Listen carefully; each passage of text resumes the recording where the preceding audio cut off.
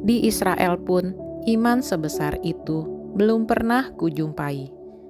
Bacaan diambil dari Injil Lukas 7, ayat 1 sampai dengan 10. Inilah Injil suci menurut Lukas. Dimuliakanlah Tuhan. Pada suatu ketika, setelah mengakhiri pengajarannya kepada orang banyak, masuklah Yesus ke Kapernaum. Di situ ada seorang perwira yang mempunyai seorang hamba yang amat ia hargai. Hamba itu sedang sakit keras dan hampir mati.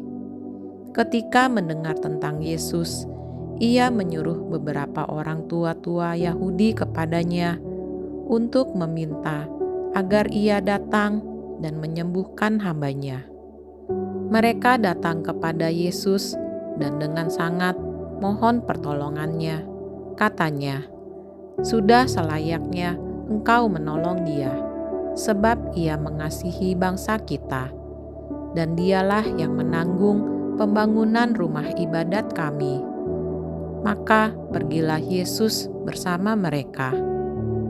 Ketika Yesus tidak jauh lagi dari rumahnya, perwira itu menyuruh beberapa sahabatnya untuk mengatakan kepada Yesus, "Tuan, janganlah bersusah-susah, sebab aku merasa tidak layak menerima Tuan dalam rumahku. Sebab itu, aku juga merasa tidak pantas datang sendiri mendapatkan Tuan. Tetapi katakanlah sepatah kata saja, maka hambaku itu akan sembuh. Sebab aku pun seorang bawahan, dan di bawahku ada pula prajurit. Jika aku berkata kepada salah seorang, 'Pergi,' maka ia pergi. Atau kepada yang lain, 'Datanglah,' maka ia datang. Dan jika aku berkata kepada hambaku, 'Kerjakanlah ini,' maka ia pun mengerjakannya." Mendengar itu, heranlah Yesus akan dia.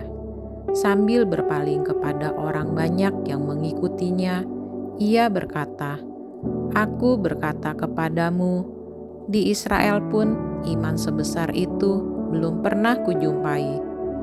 Setelah orang-orang suruhan itu kembali ke rumah, mereka mendapati hamba yang sakit itu sudah sehat kembali. Demikianlah sabda Tuhan. Terpujilah Kristus. Untuk kita renungkan, bacaan Injil hari ini berkisah mengenai seorang perwira dan hambanya yang sakit. Meskipun jelas bukan seorang Yahudi, perwira ini punya relasi yang bagus dengan mereka. Jika tidak, mana mungkin ia dapat mengutus tua-tua Yahudi untuk pergi menjumpai Yesus untuk meminta pertolongannya. Walau bukan merupakan bagian kelompok mereka, perwira ini dianggap layak untuk ditolong karena jasanya membangun rumah ibadat Yahudi.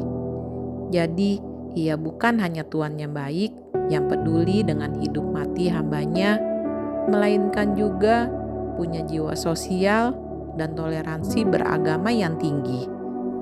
Poin plus pertama yang terlihat dari karakter si perwira adalah sikap hormatnya akan martabat manusia tanpa memandang status sosial. Ia sangat menghargai hambanya dan berupaya mencari jalan agar hambanya itu sembuh, bahkan sampai harus mendekati dan meminta pertolongan Yesus, seorang rabi Yahudi. Kendati ada jarak budaya dan agama, belas kasihan si perwira terhadap hambanya jelas mengatasi dan melampaui jarak tersebut. Poin plus kedua, ia memiliki relasi yang baik dengan para tua-tua Yahudi. Ia dikenal bukan hanya karena jabatan dan posisinya sebagai perwira, melainkan juga karena tindakan altruistiknya terhadap kelompok yang tidak sesuku dan seagama dengannya. Ada dialog yang terjalin antara dirinya dan umat lain. Karena itu, mereka bersedia menjadi utusan untuk menyampaikan pesannya. Bahkan tanpa diminta pun, mereka menambahkan kata-kata baik tentangnya. Poin plus ketiga, dan ini adalah pengakuan dari Yesus sendiri. Perwira itu bukan hanya rendah hati, melainkan juga memiliki iman yang luar biasa besar terhadap Yesus. Dengan memakai kiasan tentang bawahan dan prajurit, ia menempatkan Yesus sebagai pemegang kuasa tertinggi, padahal ia sendiri seorang perwira.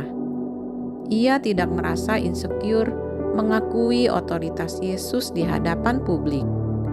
Hal itulah yang mencengangkan Yesus sehingga ia melontarkan kata-kata pujian untuk orang asing ini. Perwira ini bukanlah murid Yesus atau salah seorang pengikut yang biasa mendengarkannya mengajar. Ia bahkan bukan orang Yahudi, namun ia pasti telah mendengar tentang Yesus dari orang lain dan ia percaya. Yesus kagum akan imannya, sebab tanpa melalui proses didikan langsung darinya, iman si perwira jauh melampaui iman orang Israel. Bukan kuantitas pendalaman kitab suci atau ibadah yang menjadikan kita dipuji Tuhan, melainkan kualitas iman kita.